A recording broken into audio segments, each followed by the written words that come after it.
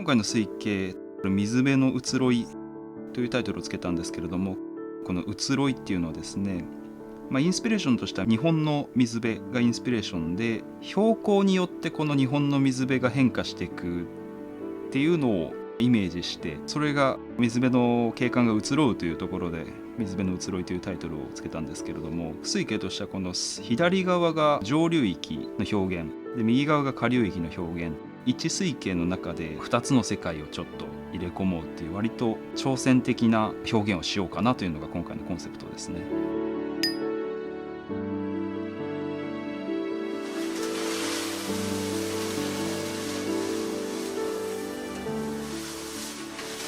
渓流域ってこう流れがあって結構砂が溜まりやすい、堆積物が残りづらいっていうのがあるんで、こっちはそのイメージで砂のみで表現します。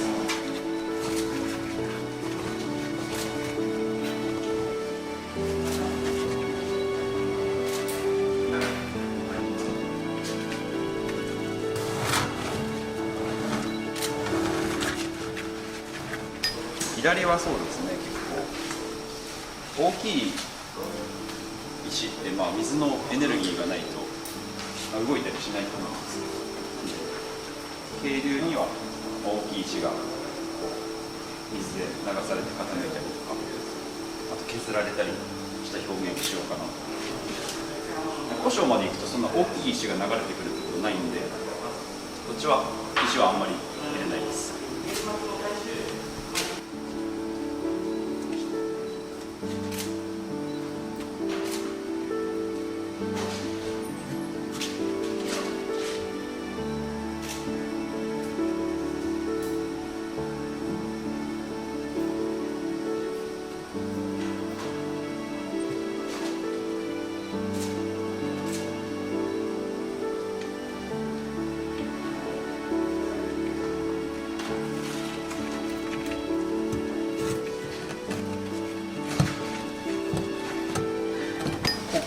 この流木の前後でちょっと丈を変えるイメージで、手前は短め、後ろはちょっと高いので入れていきます。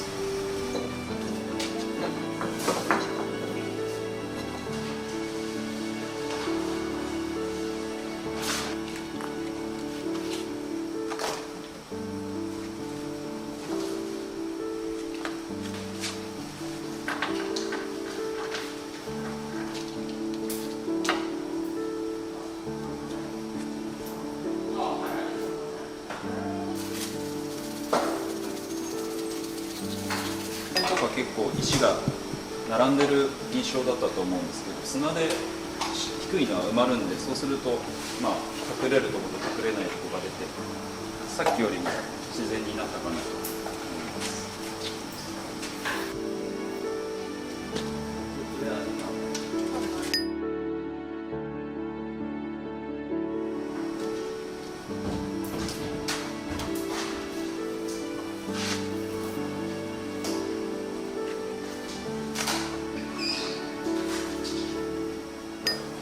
左と右で結構、作り方が違うんで、その中間をつなぐ役割としてテープを入れたいな。ソーシャルフェザーダスターがこことここにちょっとなびいて、境目をちょっと曖昧にするというか、スパンと分かれすぎないようにしようと思います。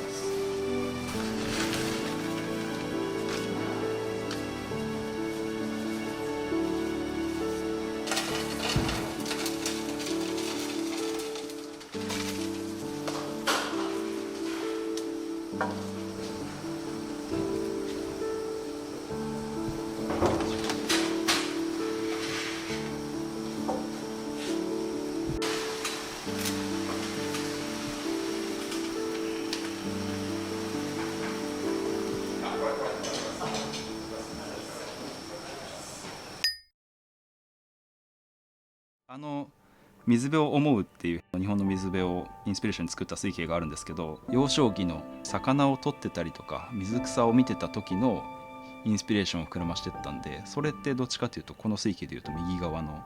表現なんですよね。左側の表現構図がありきっていうか作る前から見えてるんですよね。でも右側も、もちろん私が植栽してるんで見えてるんですけど、実際それが育ってくると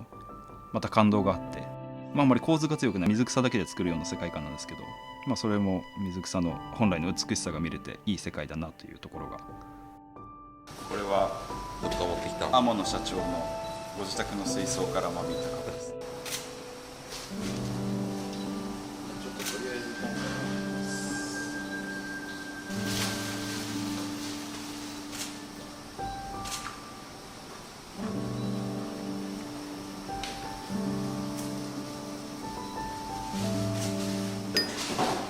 ミクロがイメージの中ではミクロがメインなんで、先にミクロ欲しいところを置いてるんですけど、そのミクロ欲しいところっていうと、例えばこことかだったらこう出てくれれば左右のつながりになってくれたりとか、この中央ここは水草植えられないんですけど、ここにシダだったらつけられる、そのつなぎの役割だったりとか。ミクロってミクロのナローって線が細いから水流を感じやすいから、こういう手前の水流がバーって出そうなところにつけたりと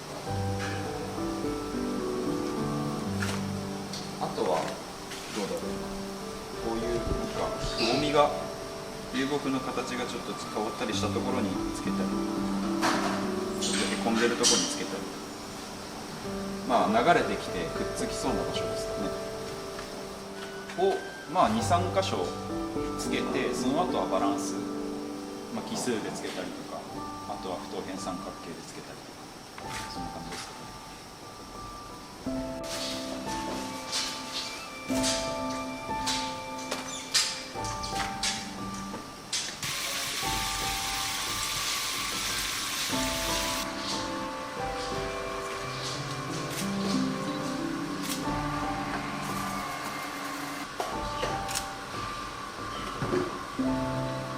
この中で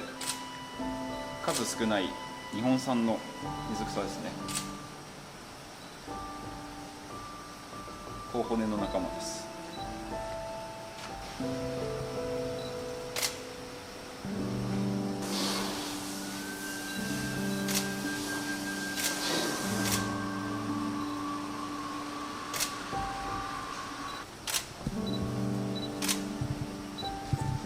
成長を見て一株抜いちゃうかもしれないですね。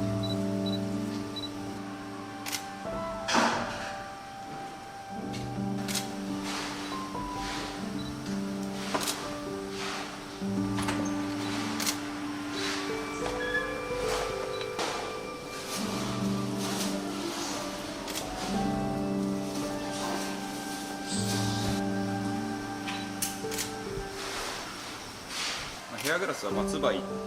て日本にも生えてる水草の仲間なんで。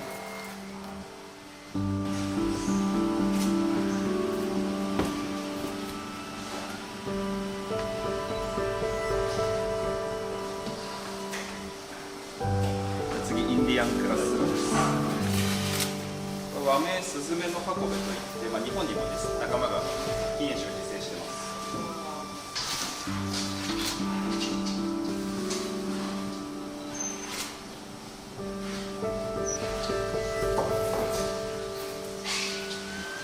インディアンクラッスラとリシア結構見た目の印象似てるんですけど、これがちょっと混ざり合う感じが印象的かな、